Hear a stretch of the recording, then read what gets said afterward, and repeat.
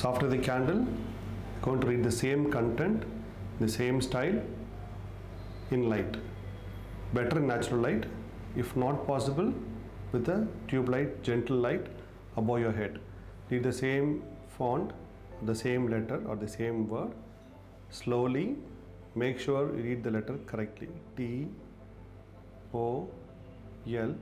Give a gentle blink, need not rush. The idea is to get the shape of the letter very clearly, because most of the times many letters can look similar, like Y, X, M, V.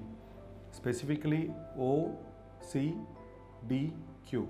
If rushed, all the 4 letters will look very much similar. Just to avoid that and to give an eye practice, this is mandatory. Do it slowly. Around 2 to 3 minutes, you can just finish off this content.